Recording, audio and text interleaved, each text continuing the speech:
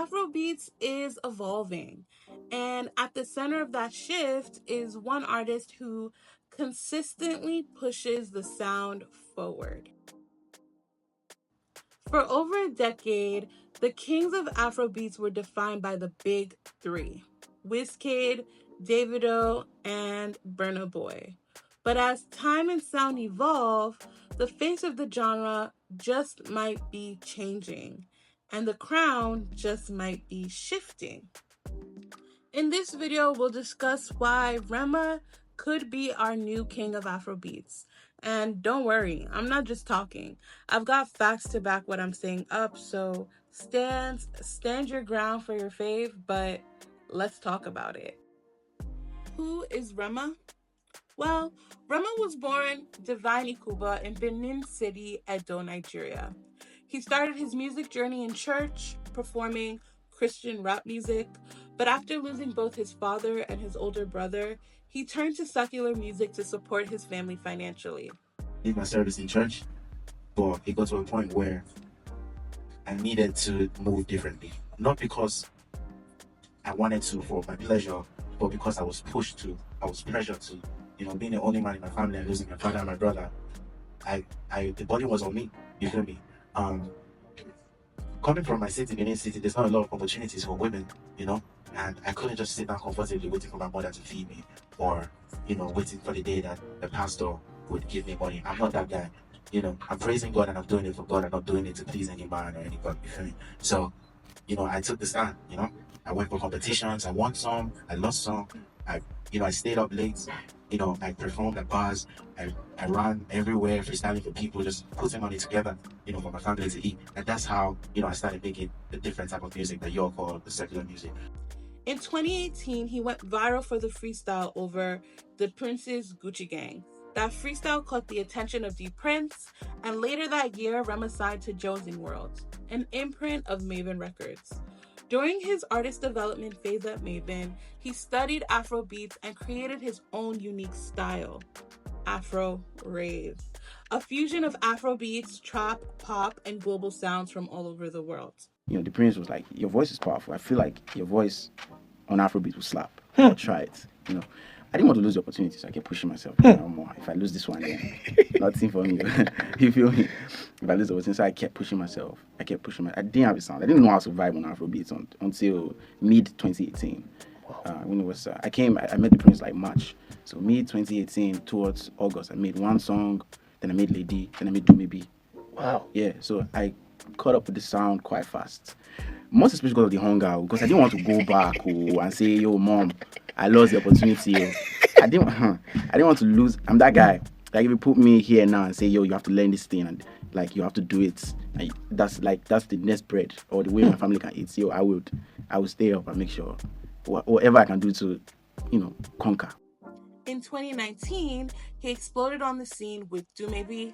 Since then, his career has been on an upward trajectory. When people have the top 3 male Afrobeat artist conversation, you think you should be included in that? Respect to the OGs. But yeah, I'm one of them once.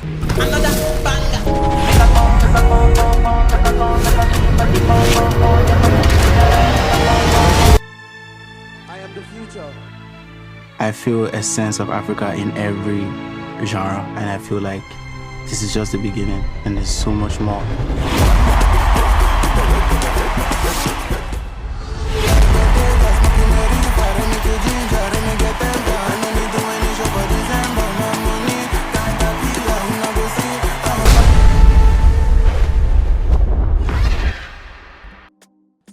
His debut album, Raven Roses, is the best-selling African album of all time, with over 800,000 certified units and 1.2 billion on-demand streams.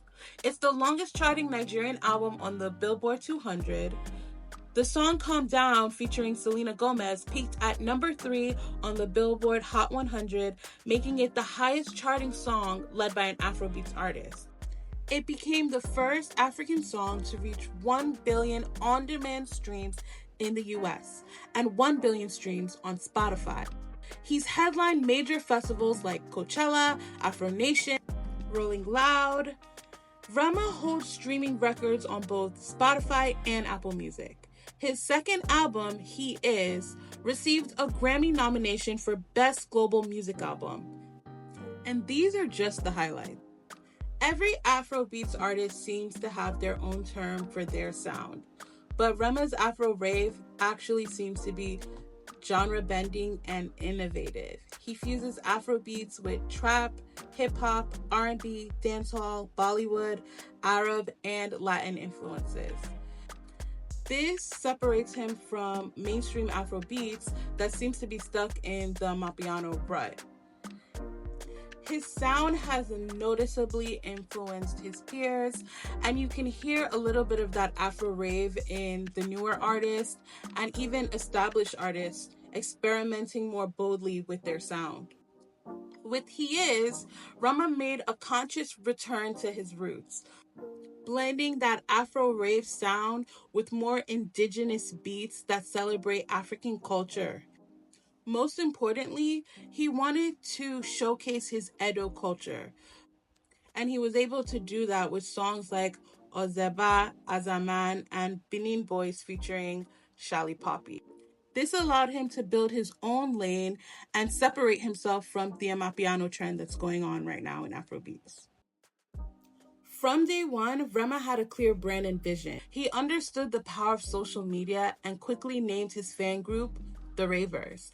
He built himself a movement that amplifies his music and his reach to a wider audience.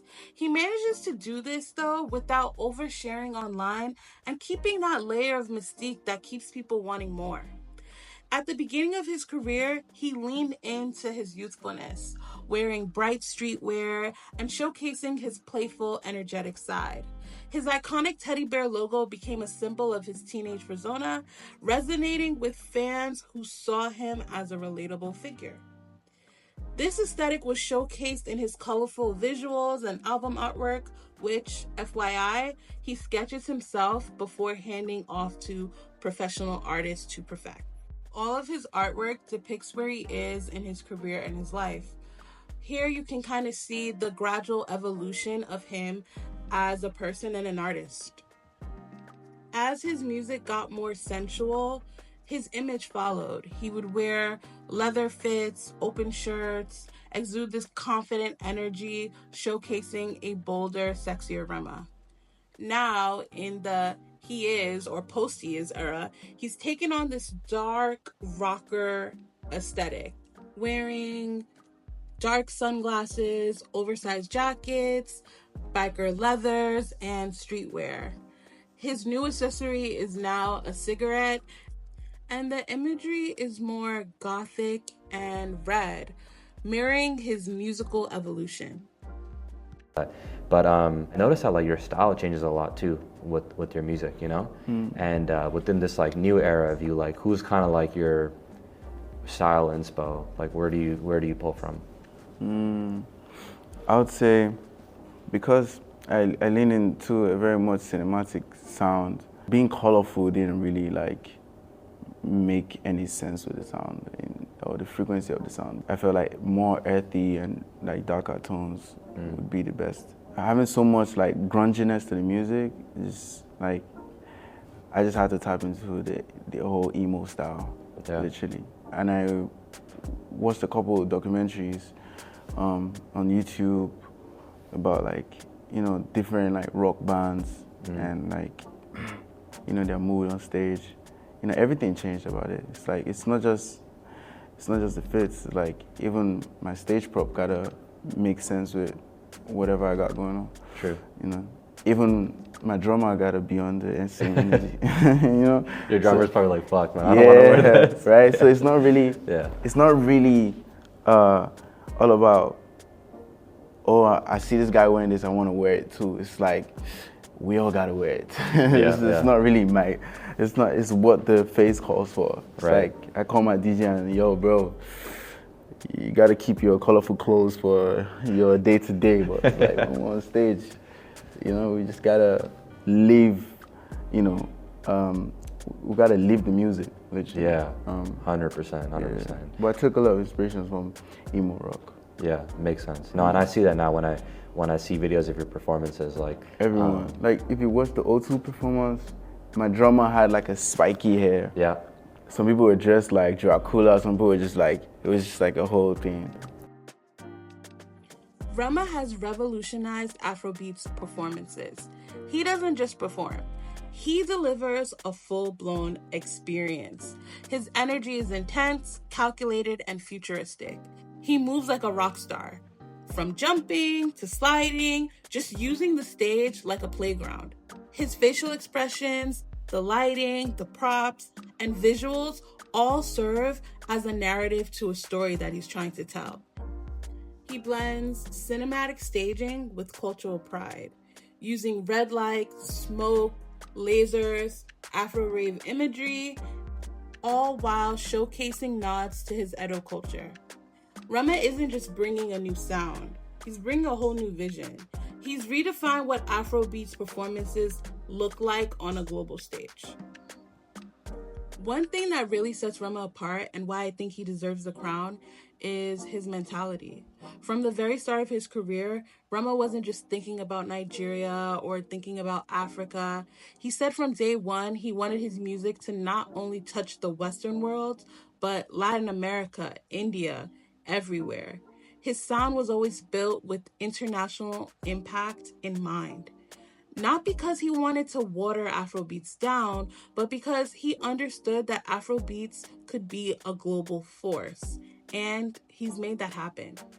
But what really gets me is that Rema sees music as a spiritual experience. A lot of people don't realize this, but he often goes into the studio without a plan. Just energy and vibes. Completely freestyling. And somehow, he still ends up creating these massive genre-bending hits. That is not luck. That is intuition and talent, people. And let's talk business.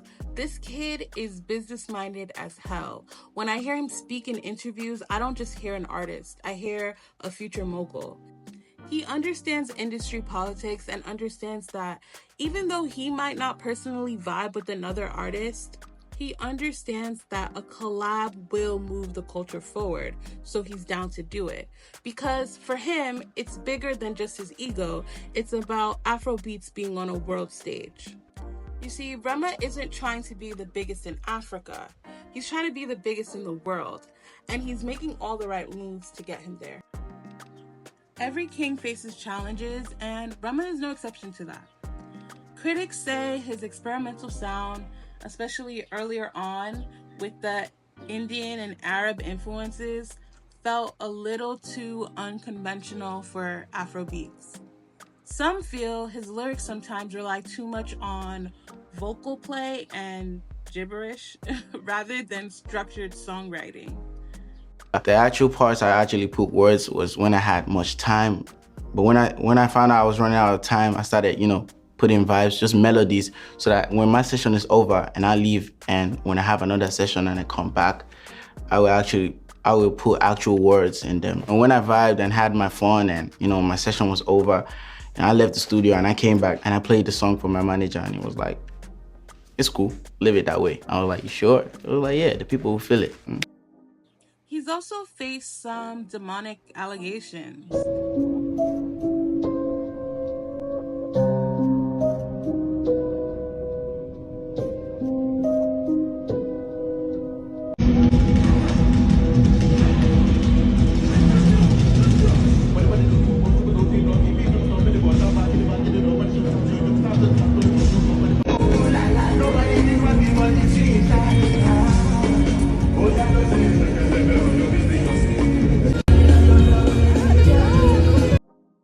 While Nigeria and Africa is still modernizing, people are still very conservative and religious. And due to Rema's dark visuals, alien symbolism, and some cryptic tweets, people have accused Rema of promoting dark and demonic themes in both his music and stage performances.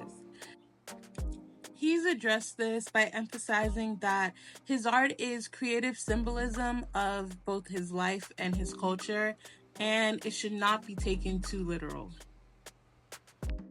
Things. What do you think is the most crazy, untrue thing that you've seen online about you? That I worship the devil. They say I worship the devil. It's crazy. Do you ever feel like responding to those things, like, or you just laugh, like, bro, come on, like? No, it's not really important. I just feel like it's a waste of time, to be honest. Sometimes it's just really like the colors me and my team use to like dominate the imagery or like a face. Like the Ravage face was like red, and people were just scared about red. It's just, yo, it's red. Yeah. And, you know, you see a beautiful lady on a red dress, you won't call her a devil, right? Of course. But why you gotta call me a devil? Cause I think because they associate it with like blood or like. yeah, it's like, yo, that's just OD. And then another thing is like my culture. Yeah. Maybe because my culture, which is Benin City, Edo culture, sorry. You know, the word has not really been familiar because it's not really been like, it's not had a lot of ambassadors. Yeah. You know, it's not like one of the most popular traditions. Yeah. You know, in diaspora, a lot of people are familiar with other cultures, but because they don't understand it, they just label it devilish. Right. Like it's literally just one Google away. Straight Like up. one Google search away. It's just like, but they just want me to explain it, and it's a waste of time. I do the music, do the videos, do the creative direction, and still come and explain it to you. Hell no. That's why it's art. You see it, you make a meaning for yourself. Yeah. Yeah. You know? And I feel like the same thing that goes for the music, the imagery, the shows. It will speak to you the way it needs to speak to you. If you call it the devil, bless. One of the biggest critiques Rema gets is that he rose to the top too quickly.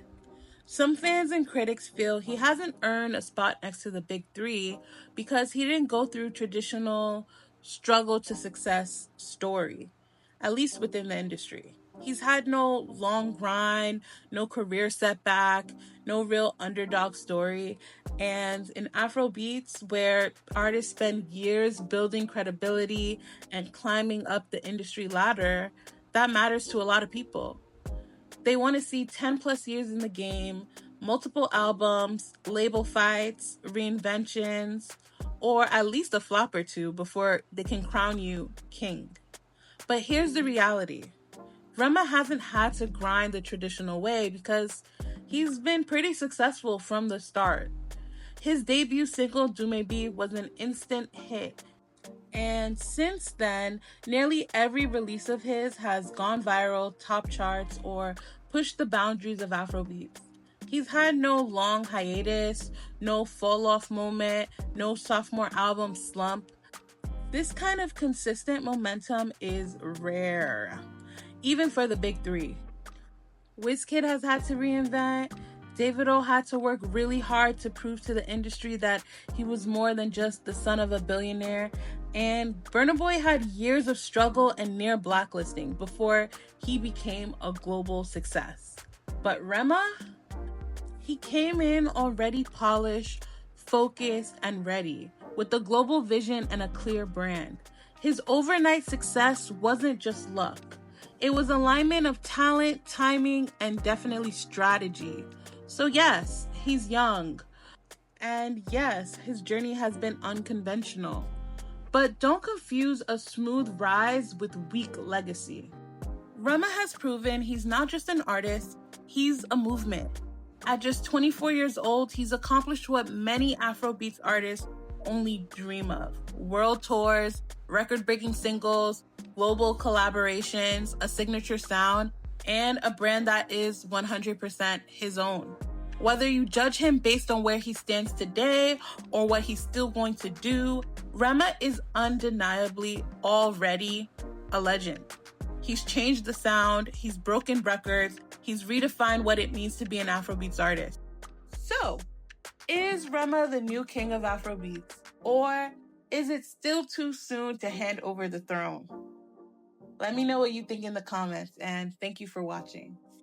You don't need to be 10 years in the game to be a legend, to be an icon, to be someone who inspired the next generation. My impact in Afrobeats has been huge. You understand? It's not just about hit songs. A lot of people have hit songs, but the impact in the journey of Afrobeat to the world, just something as little as major award shows creating an Afrobeat category because of the success of my song, has already shifted or opened gates